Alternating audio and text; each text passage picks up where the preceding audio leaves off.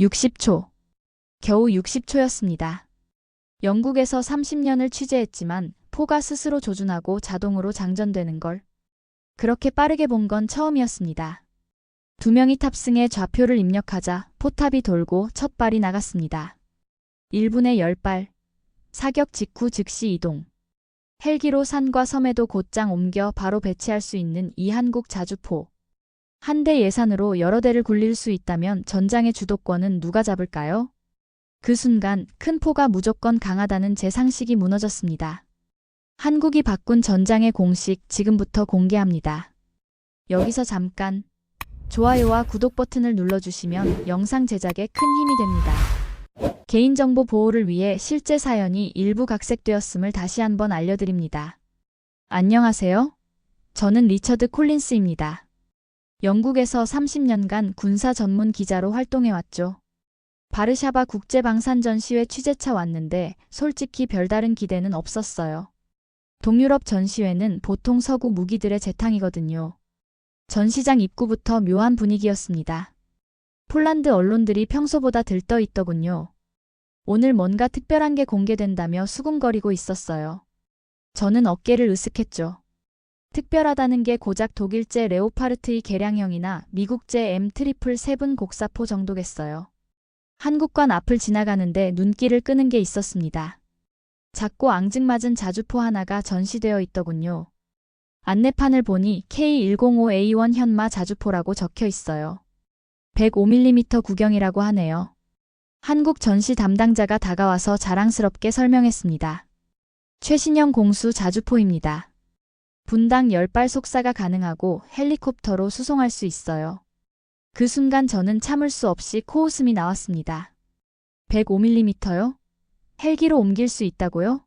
이건 장난감이지 전장이 얼마나 치열한데요.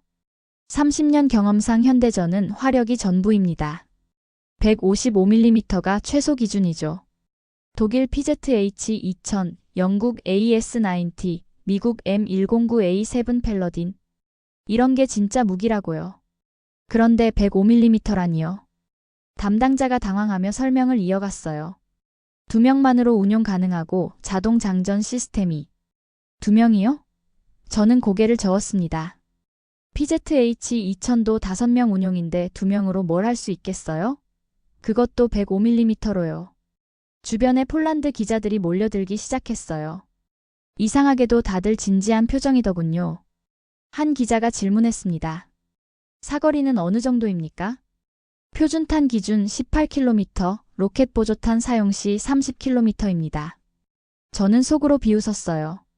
독일 PZH-2000은 기본 40km, 로켓 보조탄으로 56km까지 나가거든요. 역시 한국제는 스펙부터 한 수 아래네요. 그때 폴란드 국방부 관계자가 나타났습니다. 40대 여성 장교였는데 계급장을 보니 대령이었어요. 나중에 안나라는 이름을 알게 됐죠. 안나가 한국 담당자와 진지하게 대화했습니다. 내일 실사격 시연 준비는 완료됐나요? 네, 모든 준비가 끝났습니다. 좋습니다. 우리 국방부 실무진이 직접 참관하겠어요. 저는 어이가 없었습니다.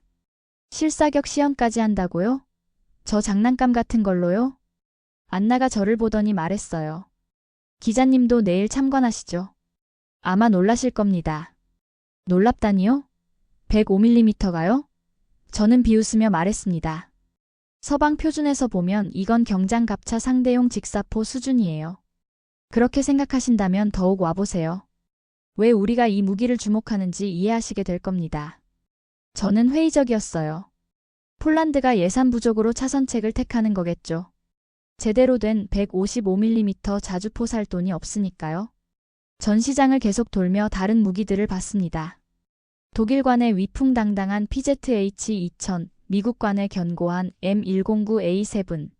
이런 게 바로 진짜 화포죠. 두께 5cm 장갑에 사거리 40km 이상. 이게 현대전의 기준이라고요. 그런데 이상한 건 폴란드 언론과 군 관계자들이 모두 한국관으로 몰려든다는 거였어요.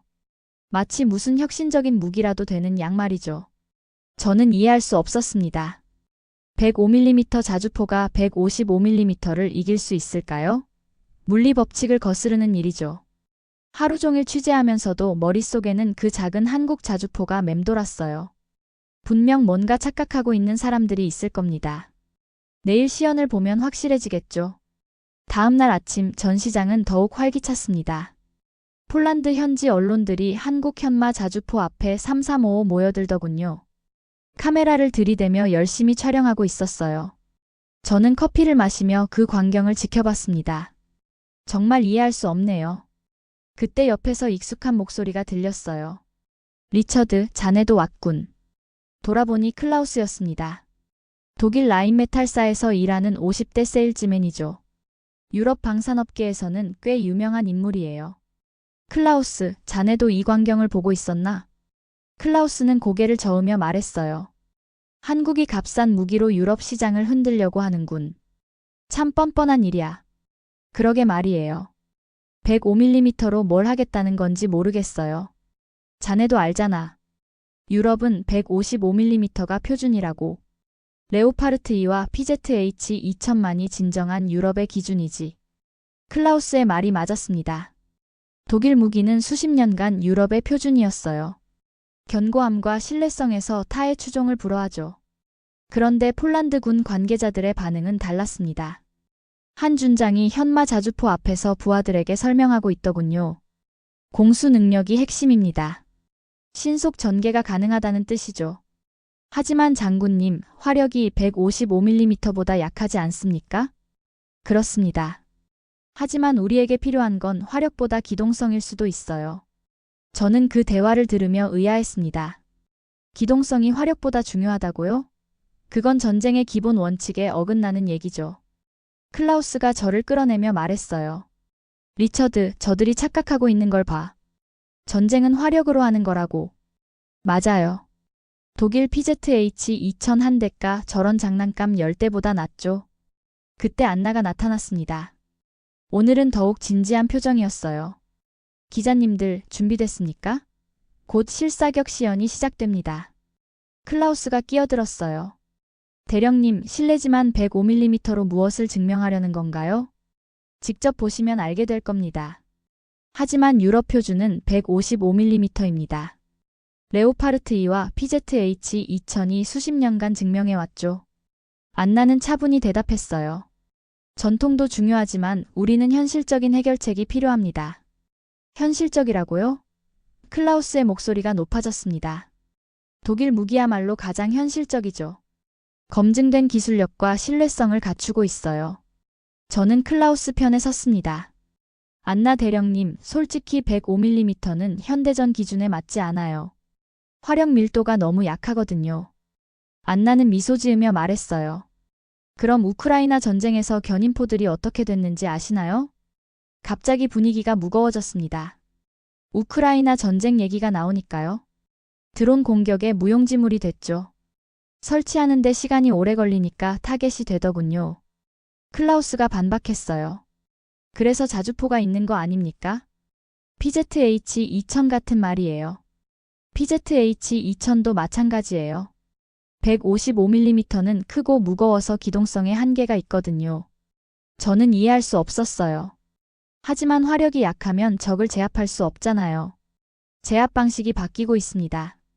대량 화력보다는 정밀 타격과 신속 기동이 더 중요해졌어요. 폴란드 기자 한 명이 질문했습니다. 그럼 한국 현마 자주포가 그런 새로운 전술에 맞다는 말씀인가요? 오늘 시연에서 확인하시죠. 클라우스는 여전히 회의적이었어요. 아무리 그래도 105mm는 105mm입니다. 물리 법칙을 바꿀 수는 없어요. 저도 같은 생각이었습니다. 아무리 기동성이 좋아도 화력이 약하면 소용없죠. 전쟁은 결국 상대방을 제압하는 게 목적이니까요. 안나가 시계를 보더니 말했어요. 시연장으로 이동하시죠. 2시간 후면 모든 의문이 풀릴 겁니다. 저는 클라우스와 함께 걸으며 중얼거렸어요. 2시간 후면 저들의 착각을 확인하게 되겠네요. 시연장에 도착하니 이미 많은 사람들이 모여 있었습니다. 폴란드 국방부 고위 관계자들, 각국 기자들, 그리고 다른 나라 무기업체 관계자들까지 말이에요. 생각보다 관심이 뜨겁더군요. 저는 클라우스 옆에 앉으며 중얼거렸어요. 이 정도 관심을 받을 만한 무기인가요? 과대포장이지. 곧 실체가 드러날 거야. 안나가 마이크를 잡고 브리핑을 시작했습니다. 오늘 시연에 앞서 우리가 왜 K105A1 현마 자주포에 주목하는지 설명드리겠습니다. 스크린에 각종 수치들이 나타났어요. 저는 무심코 보다가 깜짝 놀랐습니다. 155mm 자주포는 비싸고 유지비도 감당할 수 없습니다. 우리에게는 소규모 부대로 신속 기동이 가능한 가성비 높은 무기가 필요해요. 안나가 제시한 숫자들은 충격적이었어요. 독일 PZH 2000 한 대 가격으로 현마 자주포를 여러 대 살 수 있다는 내용이었거든요. 클라우스가 불편해하며 말했어요. 가격만으로 무기를 선택할 수는 없죠. 성능이 우선이에요. 물론입니다. 하지만 우크라이나 전쟁이 우리에게 보여준 교훈을 무시할 수 없어요. 안나가 다음 슬라이드를 넘겼습니다. 우크라이나 전장 영상들이 나왔어요. 견인포들이 드론 공격에 파괴되는 모습들이었죠. 전통적인 포병 운용법이 통하지 않습니다. 설치에 시간이 오래 걸리면 적의 표적이 되거든요. 저는 그 영상들을 보며 뭔가 불편했어요. 분명 맞는 말이긴 했거든요. 우크라이나에서 러시아 견인포들이 우크라이나 드론에 계속 당하고 있었으니까요. 그래서 우리는 빠르게 전개하고 빠르게 철수할 수 있는 화포가 필요합니다. 화력보다는 생존성이 우선이에요. 한 폴란드 기자가 질문했습니다. 하지만 화력이 약하면 적을 효과적으로 제압할 수 없지 않습니까? 그건 옛날 생각입니다. 이제는 정밀 타격 시대예요. 몇 발만 정확히 맞춰도 충분히 효과를 낼 수 있거든요. 클라우스가 끼어들었어요. 그렇다고 해도 155mm의 파괴력을 105mm가 따라갈 수는 없죠. 맞습니다. 하지만 비용 대비 효과를 고려해보세요.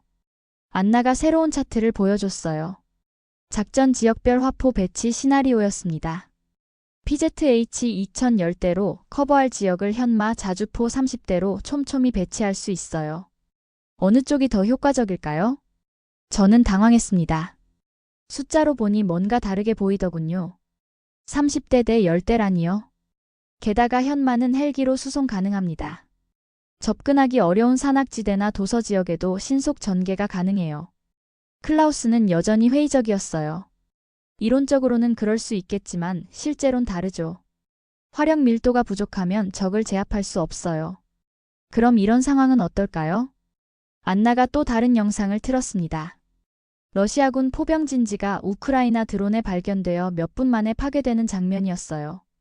대형 자주포는 목표물이 커서 발견되기 쉽습니다. 하지만 작고 기동성 좋은 화포는 다르죠. 저는 점점 혼란스러워졌어요. 분명 틀린 말은 아니었거든요. 현대전에서 생존성이 얼마나 중요한지는 저도 잘 알고 있었으니까요. 여러분, 이제 실제 시연을 보시죠. 이론보다는 실전이 답을 줄 겁니다. 폴란드 포병들이 현마 자주포 앞에 섰습니다. 단 2명이었어요. 저는 의심스럽게 지켜봤죠. 안나가 설명했습니다. 목표물까지 거리 25km. 좌표 입력부터 첫발 사격까지 시간을 측정하겠습니다. 클라우스가 중얼거렸어요. PZH 2000도 5분이면 충분해. 과연 그럴까요? 저는 시계를 보며 생각했습니다. 아무리 그래도 2명으로 뭘 할 수 있을까요? 포탄 장전부터 조준까지 시간이 얼마나 걸릴 텐데요. 그런데 이상한 일이 일어났습니다. 현마 자주포가 생각보다 빠르게 움직이기 시작한 거예요. 포병 2명이 현마 자주포에 탑승했습니다. 한 명은 조준수, 다른 한 명은 포수였어요. 저는 시계를 보며 중얼거렸죠. 2명으로 뭘 할 수 있을까요? 그런데 놀라운 일이 벌어졌습니다. 조준수가 디스플레이에 좌표를 입력하자 포탑이 자동으로 회전하기 시작한 거예요. 사람이 수동으로 돌리는 게 아니라 컴퓨터가 알아서 조준하더군요. 클라우스가 의아해했어요. 자동 조준 시스템인가? 안나가 설명했습니다. 네, 디지털 화력 통제 시스템이 탑재되어 있어요. 좌표만 입력하면 자동으로 조준하고 장전까지 해줍니다. 저는 깜짝 놀랐어요. 자동 장전이라고요? PZH 2000도 반자동 장전인데 완전 자동이라니요. 포탄 준비 완료. 포수가 외쳤습니다. 그런데 포탄을 직접 넣는 게 아니라 자동 장전 장치가 포탄을 집어넣더군요. 마치 로봇이 일하는 것 같았어요. 좌표 입력부터 여기까지 90초 걸렸습니다. 안나의 말에 저는 시계를 다시 봤어요. 정말 90초였습니다. PZH-2000은 5명이 달라붙어도 3분은 걸리는데 말이죠. 클라우스가 당황하며 말했어요. 빠르긴 하지만 화력이 약하잖아요. 그때 안나가 폭탄 발언을 했습니다. 한국 K9 자주포 가격을 아세요? 얼마인데요? 80억 원 정도입니다. 그런데 현마 자주포는 몇억 원대예요. 저는 귀를 의심했어요. 한 대 값으로 10대를 산다고요? 거의 그 정도죠. 클라우스는 얼굴이 굳었습니다. 독일 PZH-2000은 K9보다도 비싸거든요. 그럼 PZH-2000 한 대 값으로 현마를 몇 대 살 수 있나요? 10대는 좋게 됩니다. 저는 충격을 받았어요. 10대라고요? 그럼 화력 밀도가 오히려 더 높아지는 거 아닌가요? 안나가 계속 설명했습니다. 게다가 유지 비용도 현격히 다릅니다. 105mm 포탄이 155mm보다 훨씬 저렴하거든요. 한 폴란드 기자가 질문했어요. 구체적으로 얼마나 차이 나나요? 155mm 포탄 한 발이 300만 원이라면 105mm는 80만 원 정도예요. 저는 계산해봤습니다.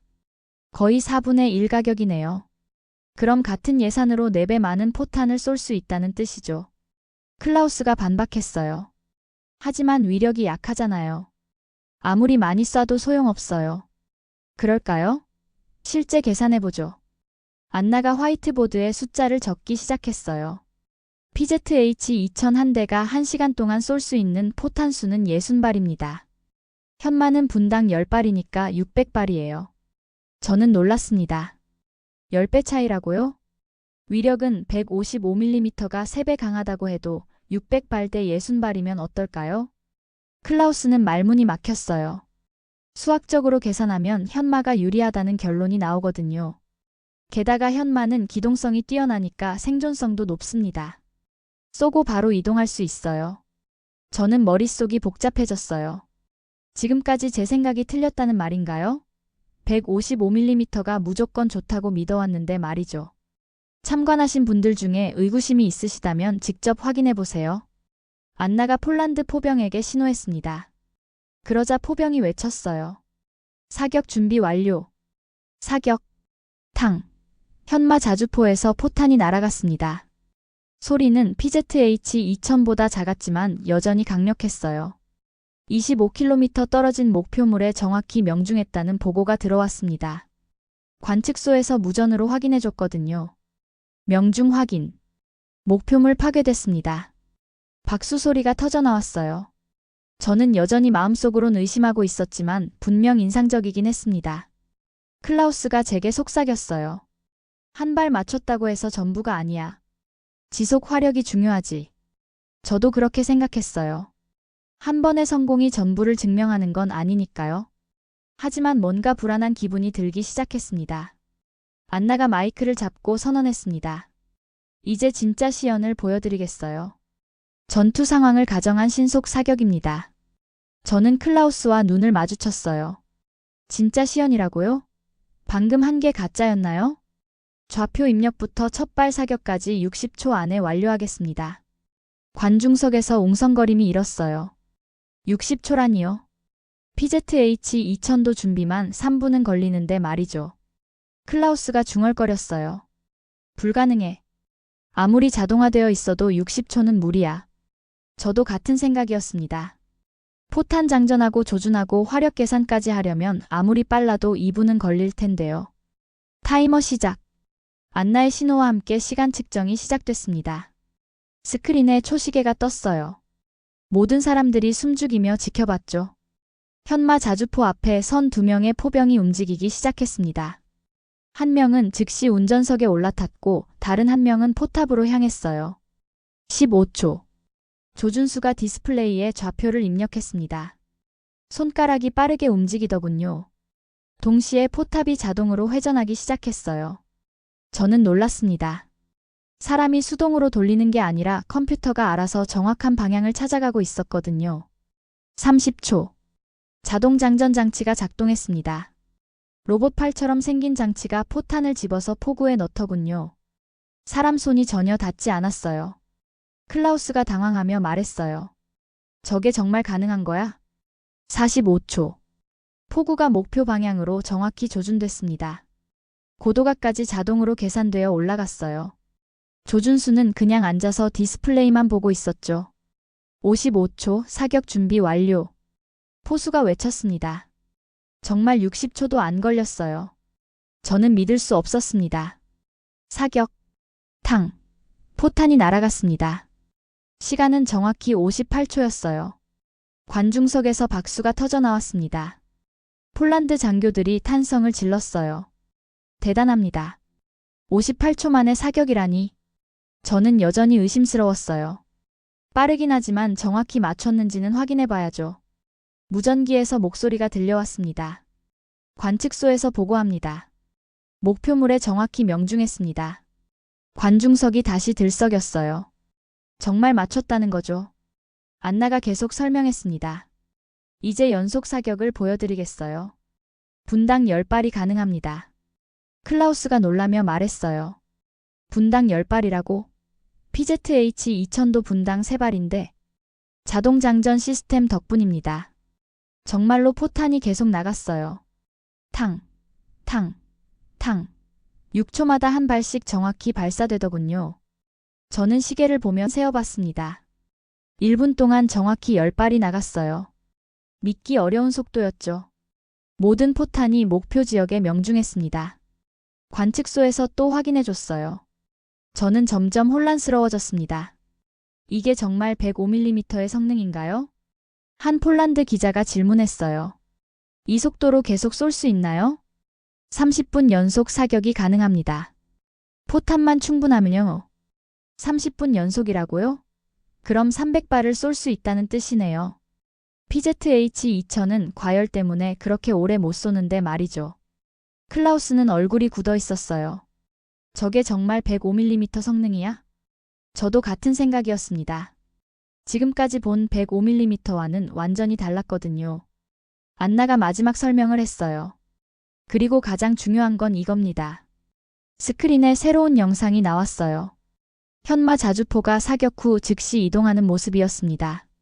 쏘고 즉시 이동 가능합니다. 적의 역추적을 피할 수 있어요. 영상 속 현마는 사격 후 30초 만에 자리를 떴어요. 다른 155mm 자주포들은 철수 준비만 5분은 걸리는데 말이죠. 저는 충격을 받았습니다. 이게 바로 안나가 말한 생존성이구나 싶었어요. 관중석의 박수 소리가 점점 커졌습니다. 폴란드 국방부 관계자들의 표정도 만족스러워 보였어요. 저는 클라우스를 봤습니다. 클라우스도 말문이 막힌 표정이었죠. 처음으로 이런 생각이 들었습니다. 이건 정말 다르다고 말이에요. 시연이 끝나고 질의응답 시간이 시작됐습니다. 저는 여전히 머릿속이 복잡했어요. 방금 본 게 정말 현실인가 싶었거든요. 클라우스가 자리에서 일어났습니다. 얼굴이 굳어있더군요. 잠깐만요. 아무리 성능이 좋다고 해도 전통을 무시할 수는 없습니다. 모든 시선이 클라우스에게 집중됐어요. 클라우스는 목소리를 높였습니다. 독일 무기는 70년간 유럽을 지켜왔습니다. 레오파르트 2, PZH-2000이 바로 그 증거죠. 이런 전통과 신뢰성을 한순간의 시연으로 뒤집을 수 있나요? 박수 소리가 일부에서 나왔어요. 여전히 독일 무기를 신뢰하는 사람들이 있었거든요. 독일 제품은 검증됐습니다. 수많은 실전을 거쳤고 신뢰성이 입증됐어요. 한국 무기가 그런 검증을 받았나요? 클라우스의 공격이 날카로웠습니다. 저도 어느 정도 일리가 있다고 생각했어요. 안나가 조용히 일어났습니다. 표정이 차분했어요. 클라우스 씨 말씀이 맞습니다. 전통은 중요하죠. 하지만 질문이 있어요. 안나가 클라우스를 똑바로 봤습니다. 독일이 우리에게 무엇을 제공할 수 있나요? 세계 최고 수준의 무기를 제공하죠. 그게 다인가요? 클라우스가 당황했습니다. 무슨 뜻입니까? 한국은 단순 공급자가 아닙니다. 우리는 산업 파트너예요. 안나가 스크린을 가리켰어요. K2PL 탱크 현지 생산 계획이 나와 있었습니다.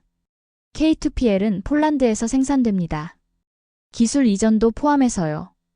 독일이 그런 걸 해줄 수 있나요? 클라우스는 말문이 막혔어요. 독일 회사들은 기술 이전을 꺼리거든요. 핵심 기술은 절대 넘겨주지 않죠. 폴란드 청년들이 탱크를 만들고 자주포를 만들게 됩니다. 우리 경제에도 도움이 되고 기술력도 늘어나요. 저는 놀랐습니다. 단순히 무기를 파는 게 아니라 산업 전체를 이전한다고요? 게다가 유지보수도 폴란드에서 할 수 있어요. 독일 본사에 의존할 필요가 없죠. 이건 완전히 다른 접근법이었어요. 무기 수출이 아니라 산업 파트너십이라니요. 클라우스가 반박하려 했습니다. 하지만 성능은 여전히. 성능 얘기를 하시는군요. 안나가 새로운 자료를 꺼냈어요. K2PL과 레오파르트 2A8를 비교해보죠. 가격은 절반, 성능은 동등합니다. 어느 쪽을 선택하시겠어요? 숫자가 스크린에 나왔어요. 정말 K2PL이 가격 대비 성능에서 압도적이었습니다. 그리고 현마 자주포는 기존 155mm와 경쟁하는 게 아니에요. 새로운 시장을 만드는 거죠. 저는 이해하기 시작했어요. 105mm로 155mm를 대체하는 게 아니라 아예 다른 용도로 쓴다는 뜻이었거든요. 신속 대응, 공수작전, 도서지역 방어. 이런 임무에는 155mm가 과도해요. 안나의 설명이 논리적이었습니다. 모든 상황에 155mm를 쓸 필요는 없다는 거죠. 클라우스가 마지막 카드를 꺼냈어요. 하지만 나토 표준은 155mm입니다. 호환성 문제가 있어요. 맞습니다.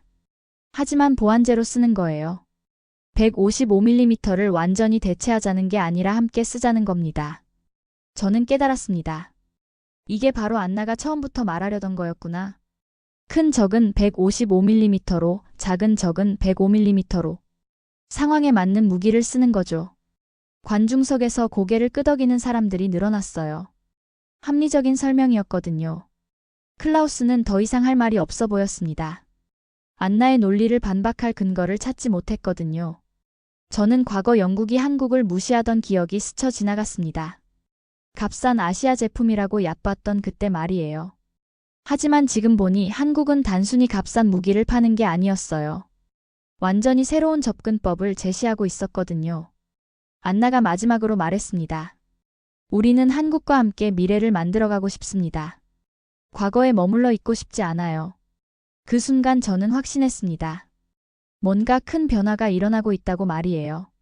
질의응답이 끝나고 사람들이 하나둘 자리를 떠나기 시작했습니다. 저는 여전히 자리에 앉아 생각에 잠겨 있었어요. 오늘 본 것들이 너무 충격적이었거든요. 안나가 제게 다가왔습니다. 개인적으로 얘기하고 싶다는 표정이었어요. 전시장 근처 카페에서 커피를 마시며 앉게 됐습니다. 안나는 처음에 망설이더니 자신의 개인사를 털어놨어요. 그녀의 아버지가 소련군 전차병 출신이라는 놀라운 사실이었습니다. T-72 전차를 몰고 다니던 군인이었다고 하더군요. 아버지는 1980년대까지 소련군으로 복무하셨어요. 저는 깜짝 놀랐습니다. 소련군이라니요? 그래서 안나가 러시아 무기체계에 대해 그렇게 자세히 알고 있었던 거구나 싶었어요. 폴란드 독립 후 아버지는 폴란드군으로 옮겼다고 했습니다. 그 과정에서 러시아 무기의 강점과 약점을 모두 경험했다고 하더군요. 더욱 놀라운 건 우크라이나 전쟁이 터졌을 때 그 84세 노병이 한 말이었어요. 이제는 다른 방식으로 싸워야 한다고, 예전처럼 대형 전차나 대포로는 안 된다고 했다는 겁니다. 드론이 모든 걸 바꿨다는 그의 판단이었어요. 크고 느린 무기는 표적일 뿐이라고 말이죠. 평생 러시아와 대치해온 노병의 직관이었습니다. 그런 아버지가 현마 자주포를 보고 하신 말씀이 있어요. 안나의 목소리가 떨렸습니다. 이거다. 이게 바로 우리가 찾던 답이다. 저는 가슴이 뭉클해졌어요. 평생을 군인으로 산 노병의 확신이 느껴졌거든요. 안나는 아버지가 현마 자주포를 보며 눈물을 흘렸다고 말했습니다. 우리 아이들이 살아남을 수 있겠다고 하면서 말이죠.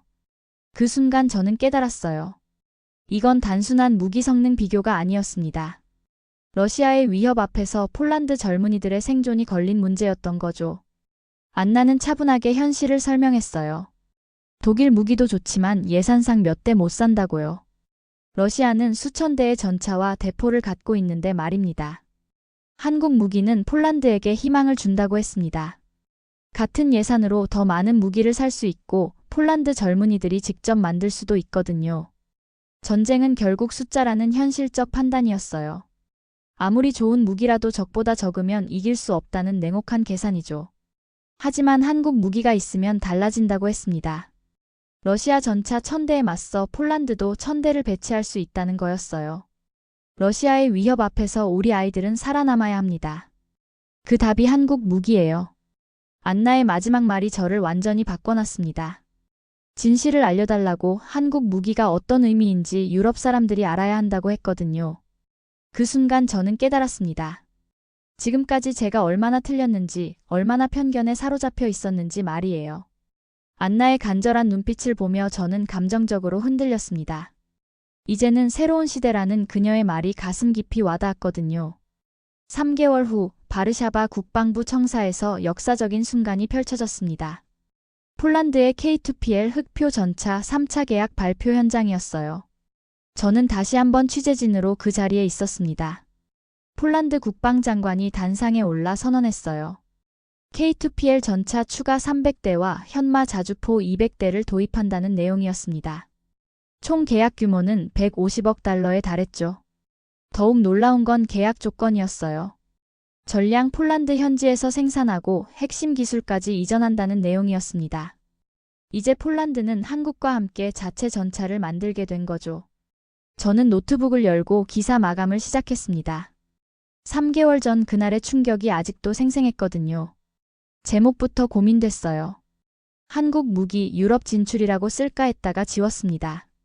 이건 단순한 진출이 아니었거든요. 한국은 더 이상 값싼 대체품이 아니다. 이렇게 시작했습니다. 3개월 전까지 제가 갖고 있던 편견을 솔직히 인정하는 문장이었어요. 키보드를 두드리며 그날의 기억을 되살렸습니다. 105mm를 보고 코웃음을 쳤던 제 모습이 부끄러웠어요.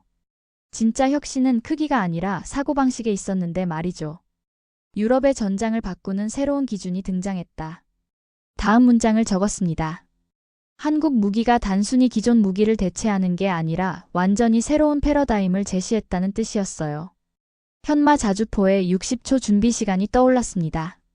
분당 10발의 속사력도 말이죠. 숫자만으로도 충격적이었지만 더 중요한 건 철학의 변화였어요.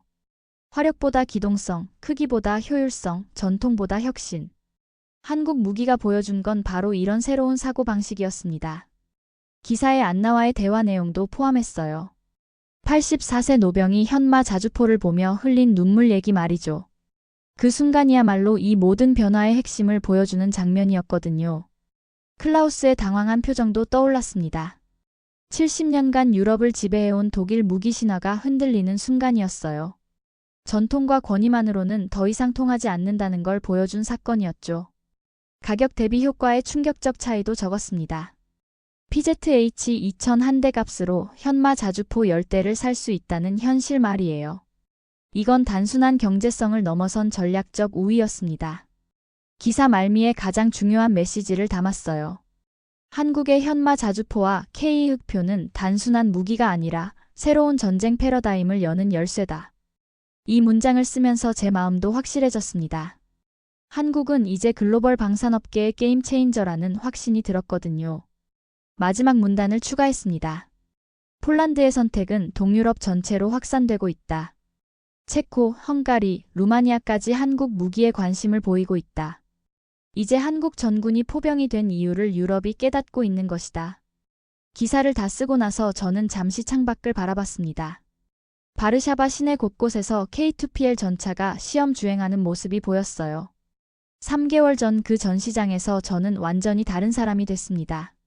30년간 쌓아온 고정관념이 하루 만에 무너진 거죠. 한국 무기를 통해 저는 더 큰 교훈을 얻었어요. 진정한 혁신은 예상치 못한 곳에서 나온다는 것, 그리고 편견이야말로 진실을 가리는 가장 큰 장벽이라는 것 말이에요. 기사 송고 버튼을 누르며 저는 미소 지었습니다. 이제 유럽 방산업계의 판도가 완전히 바뀔 거라는 확신이 들었거든요. 한국이 보여준 건 단순한 무기가 아니라 미래였습니다. 오늘의 사연은 여기까지입니다. 여러분은 어떻게 생각하시나요? 댓글로 여러분의 생각을 남겨주시고 영상이 마음에 드셨다면 좋아요도 꼭 눌러주세요. 다음에도 더 흥미진진한 사연으로 찾아뵙겠습니다. 지금까지 감동 나누기의 유나였습니다. 긴 영상 끝까지 시청해주셔서 정말 감사합니다.